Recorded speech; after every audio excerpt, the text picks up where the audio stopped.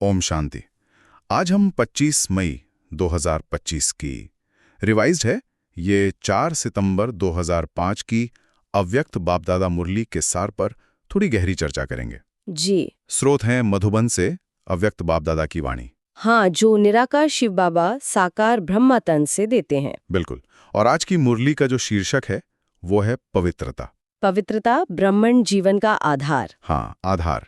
और साथ में बापदादा से जो अनमोल खजाने मिले हैं उन पर भी बात है। बिल्कुल, खोलते हैं इन रत्नों को। अच्छा, तो मुरलियां तो रोज ही नई दृष्टि देती हैं, पर आज खास पवित्रता की शक्ति पर फोकस है। जी, और वो 4 खजाने भी, ज्ञान, योग, धारणा और सेवा, इनको भी समझना है। और दुआओं का महत्व भी है ना। हाँ, दुआओं का महत्व वो भी इसमें आता है। तो शुरू करते हैं पवित्रता से। जी बापदादा बहुत साफ कहते हैं कि यही नींव है, ब्राह्मण जीवन की बुनियाद। जी, सुख शांति की जननी और सच्चा श्रृंगार भी। देवता भी तो पवित्र है, इसीलिए पूज्य हैं। बिल्कुल। और बाप का पहला वरदान भी यही है, पवित्र भव, योगी भव। हाँ, मतलब पवित्र आत्मा की पहचान ही अलग है। चाल चलन चेहरा सब चमकता है। जी, और बाप दादा ने इसकी 3 विशेषताएं बताई हैं। एक है रियलिटी, रियलिटी मतलब ये स्मृति कि मैं आत्मा अनादि आदि स्वरूप से ही पवित्र और समर्थ हूँ। अच्छा, अपनी असलियत की स्मृति। हाँ। दूसरी है रॉयल्टी। रॉयल्टी, स्वमान। हाँ, स्वमान और सबको सम्मान देना। और तीसरी है पर्सनैलिटी। पर्सनालिटी मतलब वो बाहरी मी। नहीं, वो आंतरिक, सदा संतुष्ट रहना, प्रसन्न रहना, ये हमारा ओरिजिनल स्वरूप है, पवित्रता से जुड़ा हुआ। समझ गया। अच्छा, फिर आते हैं उन 4 खजानों पर जो बापदादा ने दिए हैं। पहला ज्ञान। ज्ञान का खजाना। हाँ, जिससे दुख, अशांति, वो व्यर्थ संकल्प, नेगेटिविटी, इन सब से मुक्ति मिलती है। जी, ज्ञान के बल से विजयी बनने की बात। और दूसरा खजाना योग, यानी याद। हाँ, बाप की याद सबसे जरूरी, इससे ही शक्तियां मिलती हैं। तो फिर सारी समस्याएं, विघ्न, वो सब सहज पार होते हैं। बिल्कुल, याद ही तो असली शक्ति है। तीसरा है धारणा, दिव्य गुणों की धारणा। हाँ, जिससे हमारा चरित्र सजता है, गुणवान बनते हैं। और चौथा सेवा। सेवा का खजाना, जिससे दुआएं मिलती हैं और सच्ची खुशी भी। अच्छा, पर एक बात है, बाप तो सबको एक जैसे खजाने देते हैं, है ना? हाँ, देते तो सबको बराबर हैं, पर लेने वालों में फर्क होता है। कैसे? कोई बस लेकर मौज में खर्च कर देता है, कोई जमा करता रहता है और कोई उसे काम में लगाता है, अपने लिए भी, दूसरों के लिए भी, और उसको बढ़ाता जाता है। अच्छा, तो बढ़ाने की चाबी है इस्तेमाल करना। जी बिल्कुल, यूज करना, स्व प्रति भी, दूसरों प्रति भी।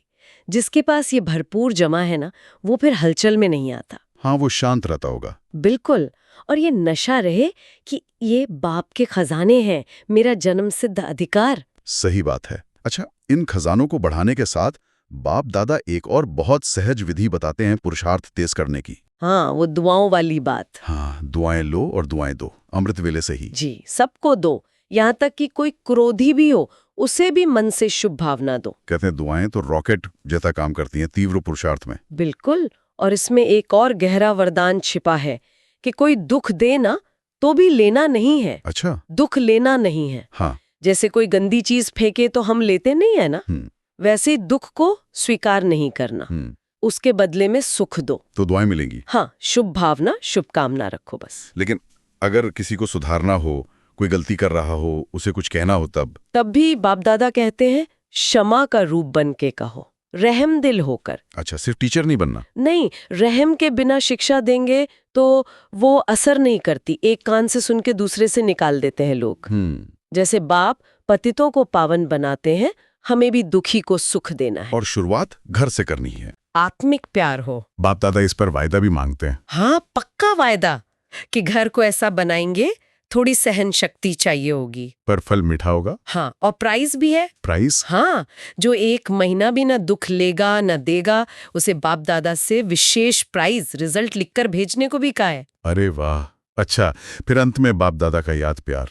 जी, सभी देश विदेश के बच्चों को पदम गुणा याद प्यार और नमस्ते, और विशेष याद उन बच्चों को जो अधिकारी हैं, भरपूर हैं, जिनमें परिवर्तन का उमंग उत्साह है, और जो सच्चे दिल से समाचार देते हैं। आज का वरदान भी बहुत शक्तिशाली है। हाँ, बताइए। भटकती हुई आत्माओं को यथार्थ मंजिल दिखाने वाले चैतन्य लाइट माइट हाउस भव। लाइट माइट हाउस, ज्ञान और शक्ति का स्तंभ। हाँ, और इसके लिए दो बातें हैं। एक तो आत्मा की चाहना को परखो, और दूसरा अपने पास जो खजाने हैं उनका अनुभव कायम रखो। मतलब सिर्फ सुनाना नहीं, अनुभव कराना है। बिल्कुल। और आज का स्लोगन भी बहुत गहरा है। क्या है? दूसरों की करेक्शन करने के बजाय एक बाप से अपना कनेक्शन ठीक रखो। मतलब ध्यान अपनी लाइन पर रहे। जी, कनेक्शन ठीक तो सब ठीक, दूसरों को खुद ही प्रेरणा मिलेगी। सही है।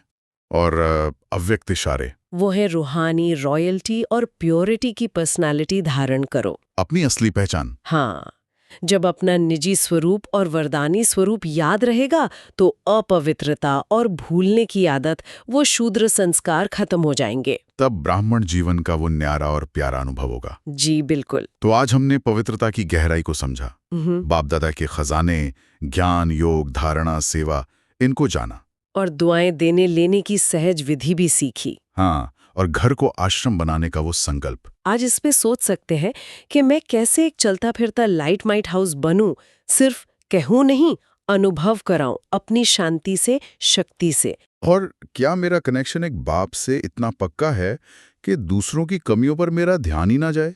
बिल्कुल, ये सोचने वाली बात है। ओम शांति। ओम शांति।